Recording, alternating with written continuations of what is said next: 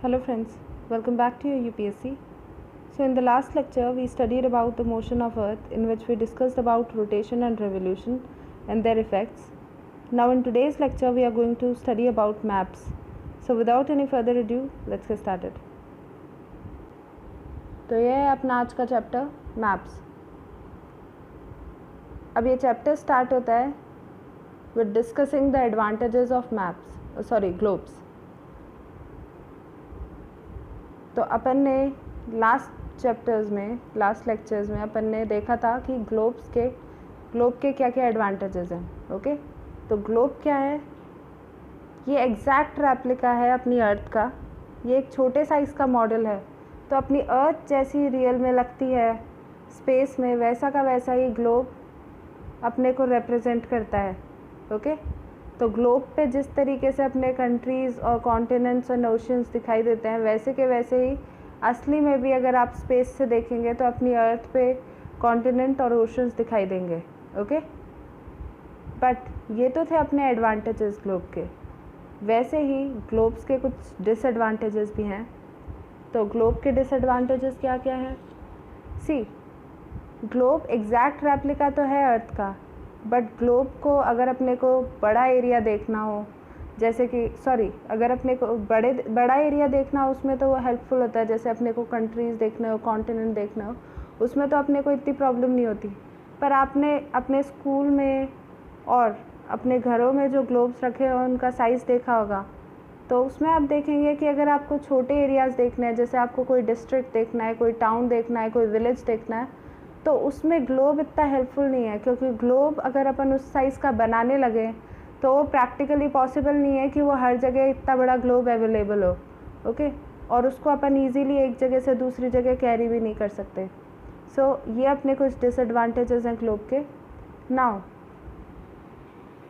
अब जब ग्लोब के डिसएडवांटेजेस हैं तो उसका कुछ सप्लीमेंट होना चाहिए. तो ऐसी सिचुएशन में क्या है, जब अपने को बहुत छोटे एरियाज़ को स्टडी करना होता है, अपने को बहुत छोटे एरियाज़ के बारे में देखना होता है, तो अपन यूज़ करते हैं मैप्स को. Okay, then we use map. So map basically क्या है? इट इज़ अ रिप्रेजेंटेशन और a drawing of earth surface. See, या इसको आप ये भी कह सकते हो कि एक रिप्रेजेंटेशन है अर्थ सरफेस का, या फिर आप एक अर्थ सरफेस को ड्रॉ कर रहे हो. ओके, या फिर उसके एक पार्ट को ड्रॉ कर रहे हो आप. सी, अपने जो वर्ल्ड मैप होते हैं उसमें आप पूरे कॉन्टिनेंट्स को देख सकते हो, तो आप पूरे अर्थ को भी रिप्रेजेंट कर सकते हो, अर्थ के सरफेस को भी रिप्रेजेंट कर सकते हो. या फिर आप देखते हो आपके पास कंट्री के मैप्स होते हैं और आपके पास स्टेट के मैप्स होते हैं, इवन डिस्ट्रिक्ट्स के और विलेजेस के भी मैप आते हैं. ओके, तो आप देखोगे आप ना सिर्फ अर्थ के टोटल अर्थ सरफेस को, बल्कि उसके एक पार्ट को भी आप ड्रॉ कर सकते हैं या रिप्रेजेंट कर सकते हैं एक फ्लैट सरफेस पे अकॉर्डिंग टू अ स्केल. और ये जो रिप्रेजेंटेशन है अर्थ के सरफेस का या उसके पार्ट का एक फ्लैट सरफेस पे, उसे अपन बोलते हैं मैप. नाउ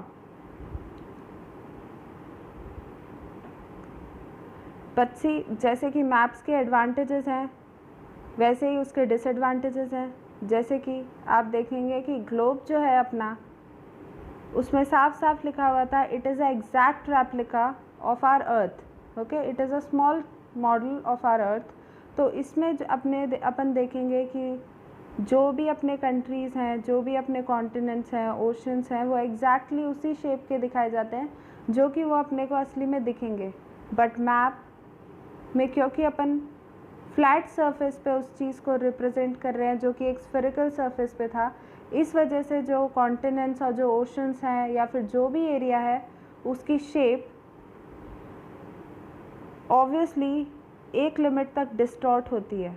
ओके, तो जो मैप्स है अपने, उसमें जो इमेजेस आती हैं, जो भी अपने को पिक्चर दिखाई देती है, जैसे कि कंट्रीज़ की या फिर कॉन्टिनेंट्स की या फिर विलेज की, वो एक डिस्टॉर्टेड इमेज है. ये एग्जैक्टली वैसे के वैसे आपको नहीं दिखेंगे अर्थ सरफेस पे, क्योंकि आप एक स्फेरिकल सरफेस से, एक 3D सरफेस से आप उसे एक 2D सरफेस पे लेके आ रहे हो पिक्चर को. इस वजह से अपने को जो इमेजेस हैं वो परफेक्टली उसी शेप की नहीं दिखाई देती. Okay, now We find that maps are useful to us for various purposes. One map shows a small area and a few facts. One map shows a small area and a few facts. Another map may contain as many facts as a big book. And many maps, when put together we get a atlas. Okay. So इसमें क्या है, आप देखेंगे map को आप एक बहुत बड़ा एरिया, जैसे कि मैंने आपसे बोला वर्ल्ड मैप में सारे कॉन्टिनेंट्स दिखा दिए जाते हैं. ओके. वहीं पे अगर आपको छोटा मैप लेना हो तो आप उस पर छोटा मैप भी दिखा सकते हैं और कम डिटेल्स भी दे सकते हैं. वहीं पे आप दूसरे मैप में ज़्यादा डिटेल्स भी रख सकते हैं. जैसे अपने फिज़िकल मैप में आप देखेंगे बहुत सारी डिटेल्स होती हैं, कॉन्टोर लाइंस, जो डेप्थ होती है उसकी, जो हाइट होती है उसकी, ये सारी चीज़ें, उसका एल्टीट्यूड सी लेवल से उसका कितना डिफरेंस है, ये शेडोज़ एंड ऑल, ये सारी चीज़ें होती हैं. वहीं पे जो अपना पॉलिटिकल मैप होता है उसमें कम डिटेल्स होती है, उसमें सिर्फ एरियाज़ के बारे में लिखा होता है. ओके. वहीं पे आप देखोगे कई ऐसे मैप्स होते हैं जो फिज़िकली भी रिप्रेजेंट कर रहे हैं उस जगह को और पॉलिटिकली भी रिप्रेजेंट कर रहे हैं. तो एक साथ आप कुछ फैक्ट्स डाल सकते हो मैप में, या बहुत ज़्यादा फैक्ट डाल सकते हो, या फिर आप देखेंगे कि कलेक्शन ऑफ मैप है जिसमें बहुत सारे फैक्ट्स हैं. ओके. जब इन सारे मैप्स को एक साथ अपन रख देते हैं, इससे अपने को क्या मिलता है, एक atlas. Atlas is a collection of maps. Okay. Now atlas are of various size, measurement drawn on different scale. Maps provide more information than a globe. Okay. तो मैंने आपको रीज़न बता दिया था क्यों मैप अपने को मोर इन्फॉर्मेशन प्रोवाइड कर सकते हैं ग्लोब से. Okay. They are of different type, some of them are described below. Okay. तो मैप क्या है, वो अपने को ज़्यादा इन्फॉर्मेशन प्रोवाइड कर सकते हैं ग्लोब से, क्योंकि वो अपने को ना सिर्फ फिज़िकली दिखा सकते हैं कि कौन से कॉन्टिनेंट कहाँ पे है, क्या है, अपन उसमें फ़िज़िकली भी देख सकते हैं, पॉलिटिकली भी देख सकते हैं, और उसके अलावा अपन उसमें छोटे छोटे डिटेल्स, मैप्स में छोटे छोटे डिटेल्स देख सकते हैं कि रेलवे रूट, रोड रूट, ये सारी चीज़ें कहाँ से जा रही हैं, कॉलोनीज़ कहाँ पे बसी हुई हैं, ये सारी चीज़ें एट्सेट्रा एट्सेट्रा. नाउ कुछ टाइप ऑफ मैप्स अपन डिस्कस करेंगे. फर्स्ट है अपना फिज़िकल मैप. तो फिज़िकल मैप में जो नेचुरल फीचर्स हैं अर्थ के, जैसे कि mountain, plateaus, plains, rivers, oceans etcetera, ये सारे दिखाए जाते हैं. ओके. तो इसमें फिज़िकल फीचर्स या रिलीफ फीचर्स अपने को दिखाते हैं, तो उन मैप्स को बोलते हैं physical maps. Next is our political map. तो पहला था अपना फिज़िकल मैप, नेक्स्ट है अपना पॉलिटिकल मैप. तो political maps these shows cities, towns, villages, different countries, states of the world with their boundaries. Okay. तो इसमें अपने को टाउन्स, विलेजेस, कुछ भी जो अपने को एरिया देखना है उसकी बाउंड्रीज के साथ अपने को पॉलिटिकल मैप में देखने को मिलता है. Then next is our thematic map. Thematic maps जैसा कि नाम से पता चल रहा है इसमें कुछ थीम है. That means this map focuses on some specific information such as road maps, rainfall maps, the map showing distribution of forest, industries etc. तो मतलब उसमें एक आपका लिखा होगा, जैसे आ गया अपने रोड मैप ऑफ इंडिया, तो उसमें आपको इंडिया का फिगर होगा और उसमें सारे रोड कनेक्शंस जितने भी हैं अपने इंडिया में वो सारे दिखाई देंगे. ओके. तो ये एक स्पेसिफिक थीम पे बन गया अपना मैप. तो ये जो भी एक स्पेसिफिक इन्फॉर्मेशन या अपन कह सकते हैं स्पेसिफिक थीम पे जो अपन बनाएंगे मैप, उसे अपन कहेंगे थीमेटिक मैप.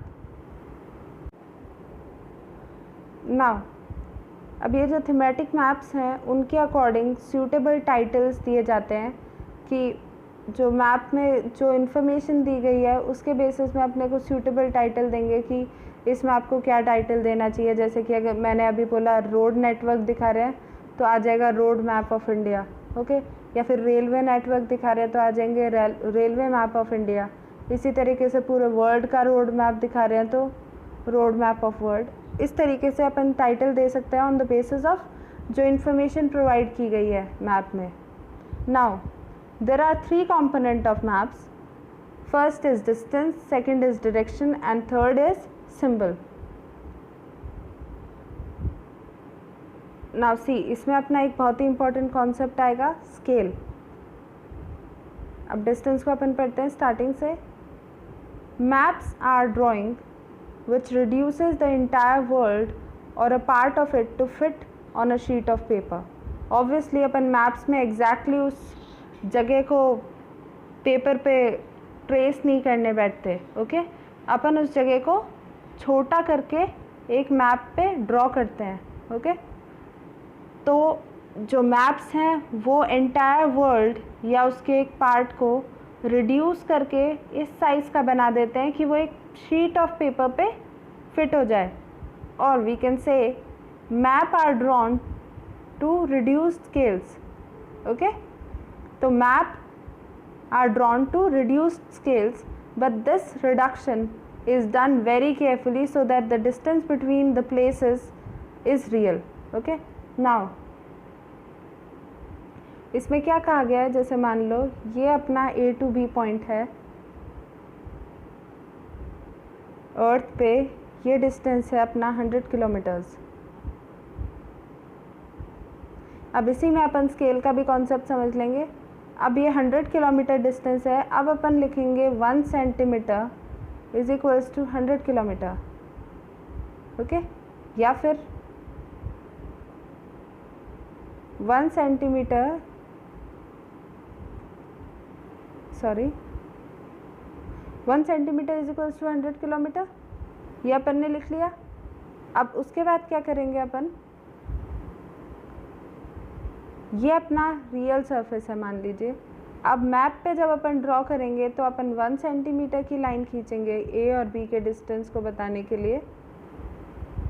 तो जब अपनी 1 सेंटीमीटर की लाइन खींची होगी तब अपने को पता चलेगा, जब अपन इसे नापेंगे तब अपने को पता चलेगा ये एक डिस्टेंस है 100 किलोमीटर्स का. तो जो डिस्टेंस अपना मैप पे है, जो कि मैप रिप्रेजेंट कर रहा है, जिस स्केल पे मैप पे है, वो ही एक्चुअल डिस्टेंस अपने को 2 पॉइंट्स में मिलना चाहिए. ओके दैट इज़ वाई इन्होंने कहा है कि जो स्केल है वो बहुत ही ढंग से चूज़ किया जाता है, जिससे कि कोई से भी पॉइंट्स आप ले लीजिए मैप पे, वो सारे के सारे पॉइंट्स जितना डिस्टेंस दे रखा है स्केल के अकॉर्डिंग, वही आपका रियल लाइफ में आएगा डिस्टेंस दो प्लेसेस के बीच में. Okay Now scale is the ratio between actual distance on the ground and the distance shown on the map. Okay? तो ये एक रेशियो है किसका, distance, actual distance sorry on ground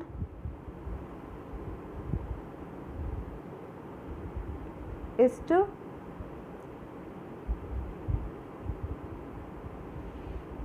distance shown on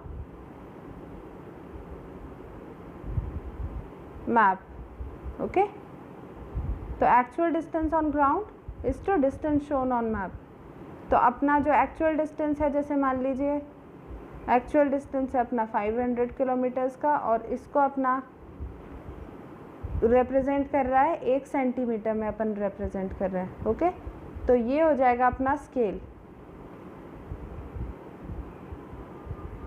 अब इसमें देख लीजिए एग्जाम्पल दिया हुआ है. For example the distance between your school and home is 10 kilometre. If you show this 10 kilometre distance by 2 centimetre on the map, it means 1 centimetre on the map will show 5 kilometres. Okay तो obviously 1 centimetre 5 kilometre show करेगा. The scale of your drawing will be 1 centimeter is equals to 5 kilometer. तो simple है, जैसे मान लीजिए A to B point में अगर 10 kilometre का डिस्टेंस है, अब ये 10 किलोमीटर शो कर रहा है अपने को 2 सेंटीमीटर में. दैट मीन्स अपना एक्चुअल स्केल कितना हुआ, 10:2 लेंगे तो ये डिवाइड हो जाएगा. तो 5 किलोमीटर अपने को 1 सेंटीमीटर में शो कर रहा है. ओके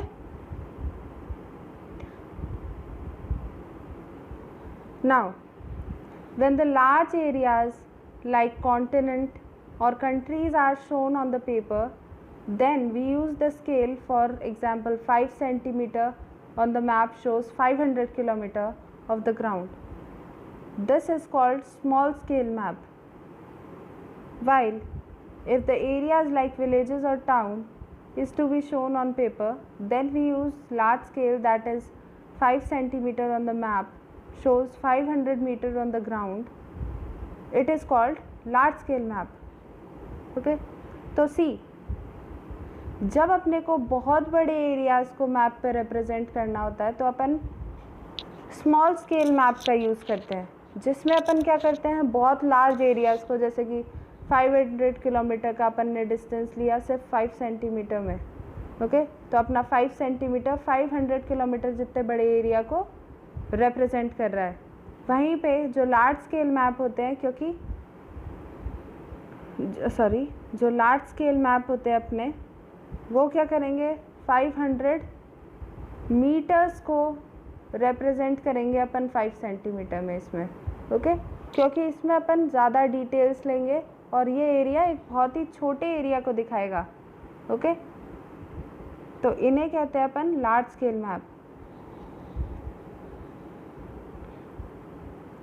अब नाउ अपने को ये जो एरिया है, जो अपना 500 मीटर का एरिया है, वो 5 सेंटीमीटर में शो कर रहा है लार्ज स्केल मैप, और जो 500 किलोमीटर का एरिया है वो 5 सेंटीमीटर में शो हो रहा है स्मॉल स्केल मैप में। तो ऑब्वियसली जो अपना लार्ज स्केल मैप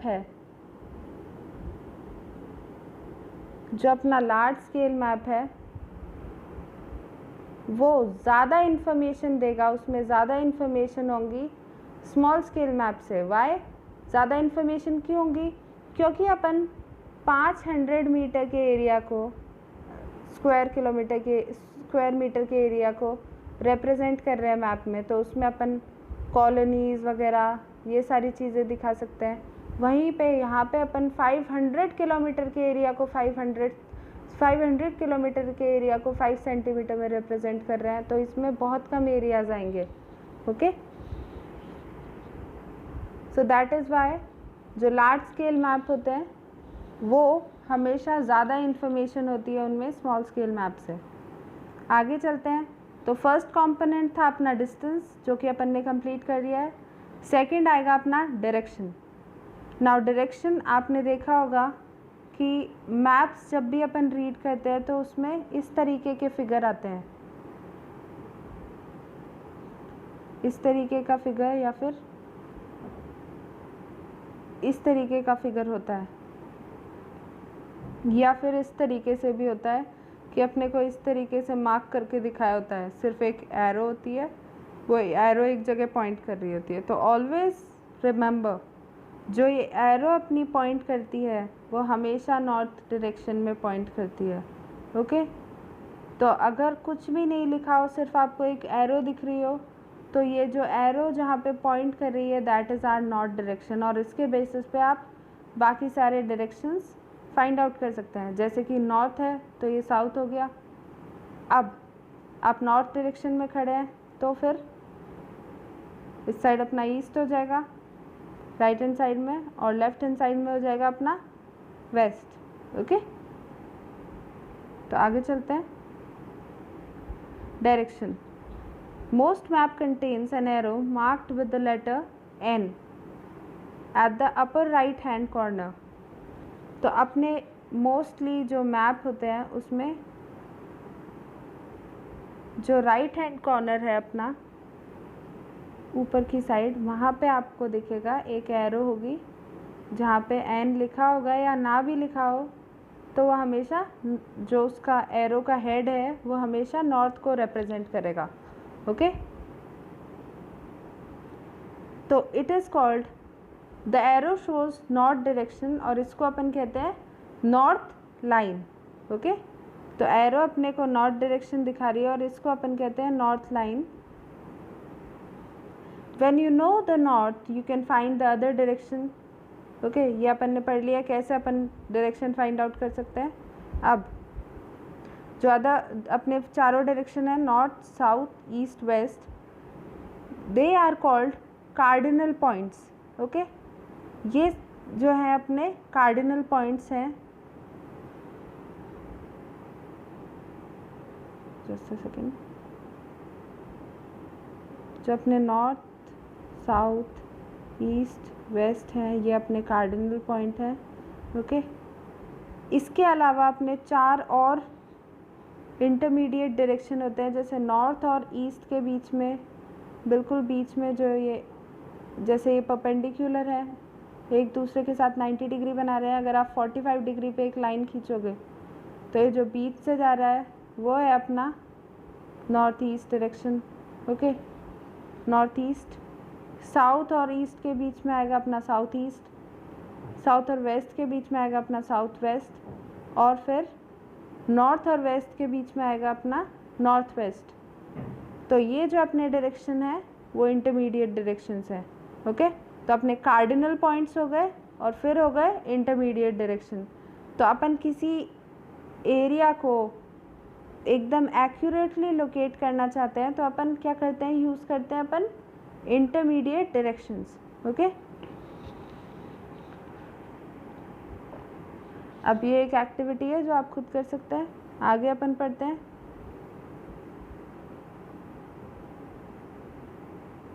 सी, अब जैसे कि अपने को यहाँ पे अपन ने देखा, अपने को कार्डिनल डायरेक्शंस और इसकी वजह से जो इंटरमीडिएट डायरेक्शंस हैं उनकी वजह से अपने को मैप पे एरिया लोकेट हो गया। ओके, एक्यूरेटली अपन एरिया लोकेट कर सकते हैं। तो we can find out the direction of a place with the help of compass. Okay, it is a instrument used to find out main directions. Its magnetic needle always points towards north-south direction. Okay, तो इसमें क्या है, compass मैंने आपको बताया था कि जब वॉयज पे जाते थे, मेनली शिप वॉयज पे जाते थे एंशिएंट टाइम्स में, तब अपन क्या यूज़ करते थे, जब अपने पास कंपास नहीं था तब अपन पोल स्टार को यूज़ करते थे। ओके, अब जब बाद में अपने पास कंपास आया तो अपन कंपास को यूज़ करने लग गए डायरेक्शन फाइंड आउट करने के लिए। अब ये जो अपना कंपास है, कंपास के पास में क्या क्या होता है, बेसिक कंपोनेंट्स अगर अपन देखेंगे तो अपने होते हैं मैग्नेटिक नीडल। मैग्नेटिक नीडल हमेशा नॉर्थ साउथ डायरेक्शन में पॉइंट करती हुई होगी। सी, आप यहाँ पे देख सकते हैं मैग्नेटिक नीडल है, ये अपने को नॉर्थ साउथ डायरेक्शन में पॉइंट करती हुई दिखेगी। और नॉर्थ जो डायरेक्शन होगा, अगर आपको कुछ भी नहीं लिखा हुआ है, उसमें कुछ भी नहीं दिख रहा है, वैसे तो मार्क्ड होता है, वो एनग्रेव्ड होता है, उसमें एन लिखा हुआ, पर अगर नहीं भी लिखा होता तो जो नॉर्थ साइड है वो हल्का सा रेड, जो उसका हेड है उसको रेड पेंट करते हैं। तो ये आप देखेंगे और इससे अपने को पता चल जाएगा नॉर्थ साइड किस में और साउथ साइड किस डायरेक्शन में है। सॉरी, साउथ साइड किधर की तरफ है, और उसके बाद में आप ईस्ट और वेस्ट आराम से फाइंड आउट कर सकते हैं। तो अपन ने कर लिया है 2 कंपोनेंट मैप के, पहला था डिस्टेंस, सेकंड था डायरेक्शन। अब लास्ट कंपोनेंट है वो है सिंबल्स। नाउ जो थर्ड इम्पॉर्टेंट कंपोनेंट है मैप का, it is not possible to draw on a map the actual shape and size of different figure such as building, road, bridges, trees, rail lines or a well. So they are shown by certain letters, shades, color, pictures, line. These symbols give a lot of information in a limited space. With the use of these symbols, map can be drawn easily and are simple to read. Even if you don't know the language of an area and therefore cannot ask someone for the direction, you can collect the information from the map with the help of these symbols. Maps have universal language that can be understood by all. There is an international agreement regarding the use of these symbols, and these are called conventional symbols. Now see, what they are trying to say is, symbols क्या होते हैं, अपने map है। Okay, map है अपना, इसमें अपन एक area को लोकेट कर रहे हैं, एक बहुत ही छोटे एरिया को अपन लोकेट कर रहे हैं। अब ये एरिया, इसमें बहुत ही बड़ी बड़ी बिल्डिंग्स है। तो आप इस तरीके से अगर बनाने लग जाओगे सारी बिल्डिंग्स को उनके एक्चुअल साइज़ में, या फिर एक्चुअल साइज़ में तो ऑब्वियसली अपन नहीं बना सकते, फिर भी अगर उनके एक्चुअल शेप में भी अगर अपन बनाने लग गए इन सारी बिल्डिंग्स को, तो अपना ये जो मैप है ये रीड करने लायक नहीं होगा। ओके, तो ये जितने भी जो अपने एक्चुअल शेप और साइज़ में जो डिफरेंट फिगर्स हैं, अगर अपन building, road, bridges, trees, railways या कुछ भी, अगर अपन ये सारी चीज़ें एक्चुअल शेप और साइज़ में बनाने लग गए तो ये सारी चीज़ें मैप पे शो नहीं हो पाएंगी। और अगर शो कर भी दी अपन ने किसी तरीके से छोटा बना के, तो जो अपन ढंग से है मैप को रीड नहीं कर पाएंगे। ओके, तो इसके लिए क्या है, अपन कुछ सिंबल्स यूज़ करते हैं। ओके, जैसे कि अपन ने कुछ लेटर्स यूज़ कर लिए, कुछ शेड्स यूज़ कर लिए, पिक्चर्स यूज़ कर ली, लाइंस यूज़ कर ली। तो ये जो सिंबल हैं ये अपने को बहुत सारी इन्फॉर्मेशन दे देते हैं किसी भी एरिया के बारे में, छोटे छोटे पिक्टोरियल फॉर्म में, लाइंस के फॉर्म में। ये अपने को बहुत सारी इन्फॉर्मेशन दे देते हैं और इनकी वजह से जो मैप है वो ड्रॉ करना बहुत ही ईजी हो जाता है। और ना सिर्फ ड्रॉ करना इजी होता है, पढ़ना भी बहुत इजी हो जाता है। सी, अगर पिक्टोरियल फॉर्म में कोई भी चीज़ बनी हुई है और नीचे आपको पूरा इंडेक्स दिया हुआ है कि ये चीज़ किस चीज़ को दिखा रही है, और हल्का सा जो पिक्टोरियल फॉर्म है वो थोड़ा जो अपनी एक्चुअल चीज़ें हैं उनसे थोड़ा मिलता जुलता ही होता है। जैसे अगर अपन ट्री को रिप्रेजेंट करेंगे तो अपन छोटा सा ग्रीन कलर का और ब्राउन कलर का एक छोटा सा ट्री बना देंगे कि इस जगह पे कोई पेड़ है। ओके, तो इस तरीके से जो पिक्टोरियल फॉर्म में जो मैप्स होते हैं वो इलिटरेट पीपल या छोटे बच्चे या फिर जो इस फील्ड से बिलोंग नहीं करते वो लोग भी आराम से पढ़ सकते हैं। और ना सिर्फ इस चीज़ के लिए, जैसे अपन दूसरी कंट्री में जाएं और अपने को उसकी लैंग्वेज नहीं आती हो तो वहाँ पे भी अपन मैप्स की हेल्प से अपन कोई भी प्लेस, होटल्स वगैरह कोई भी प्लेस अपन इजीली फाइंड आउट कर सकते हैं। ओके, तो इस वजह से जो ये सिंबल्स हैं वो बहुत ही ज़्यादा ज़रूरी हैं।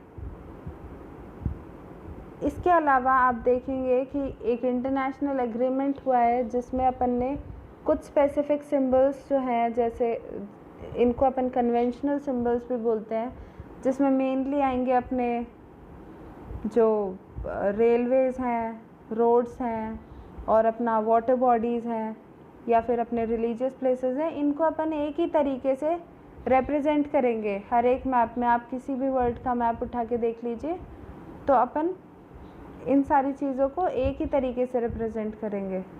तो इनको अब इन सिंबल्स को अपन बोलते हैं कन्वेंशनल सिंबल्स। तो इसमें आप इस फिगर में आप कुछ कन्वेंशनल सिंबल देख सकते हैं, जैसे कि रेलवे लाइंस हैं वो इस तरीके से आपको दिखेंगी। अब अलग अलग टाइप की रेलवे लाइंस है, जैसे ब्रॉड गेज है,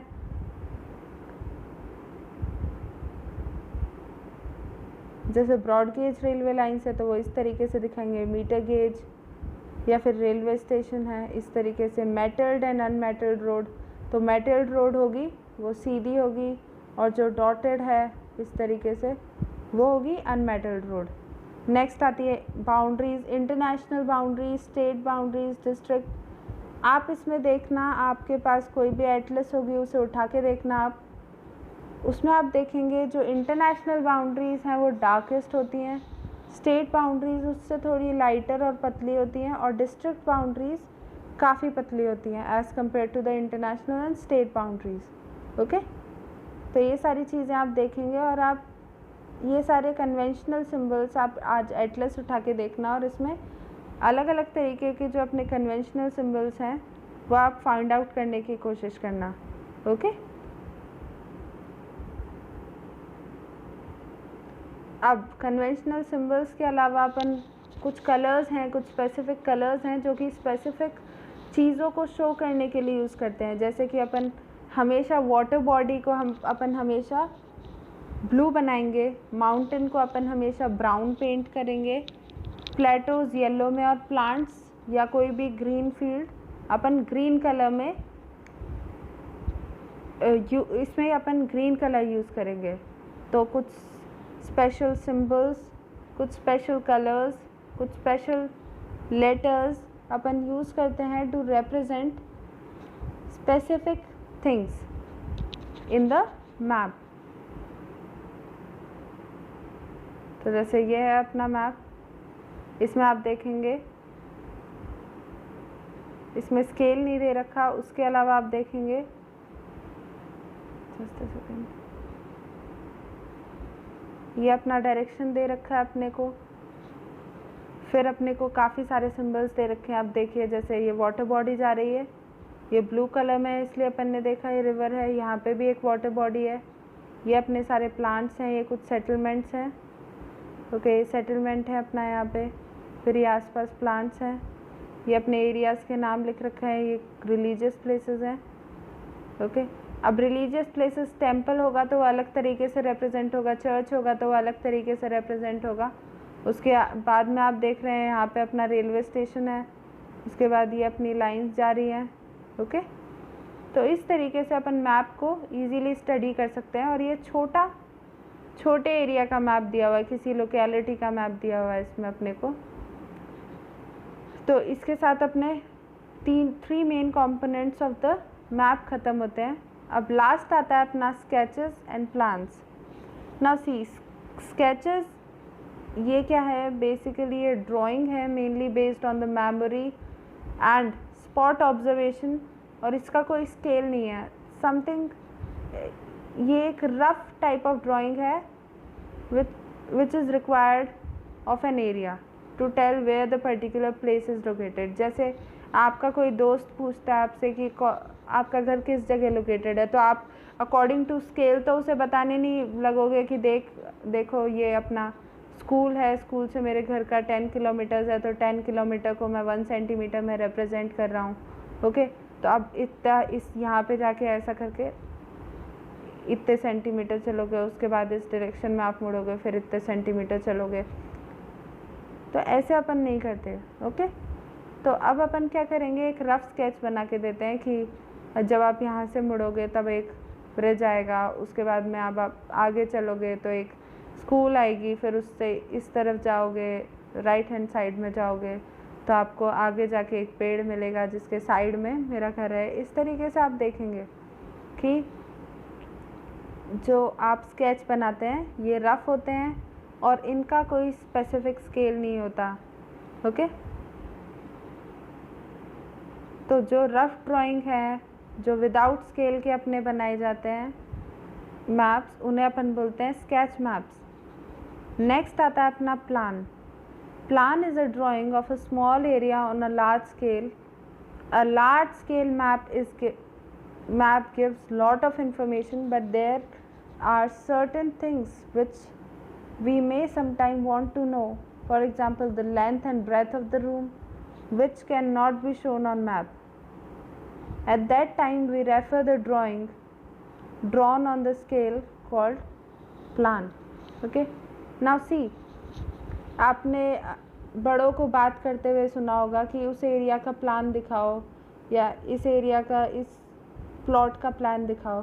तो इसमें क्या होता है, प्लान जो मैप है वो अपन है ना एक लोकेलिटी के लिए ले सकते हैं, बट अगर अपने को बहुत ही लार्ज स्मॉल एरिया का एक लार्ज स्केल पे मैप चाहिए, ओके, लार्ज स्केल पे अपन ड्रॉ कर रहे हैं एक स्मॉल एरिया को, तो अपन उसको मैप ना बोल के उसे प्लान बोलते हैं। जैसे कि एक रूम का प्लान हो गया जिसमें अपन दिखाएंगे कि यहाँ पे अपन ने हमारी वॉर्डरोब रखी है, यहाँ पे अपना बेड है, यहाँ पे स्टडी टेबल है, इस तरीके से। तो इस चीज़ को अपन मैप नहीं बोलेंगे, इस चीज़ को अपन क्या बोलेंगे, plan. Okay, so got the difference between map and plan. तो अब आपको स्केचेस, प्लान्स, इन सब का बेसिक जो इन कॉन्सेप्ट है उसको क्लियर हो गया होगा ये सारा। With this we complete our chapter.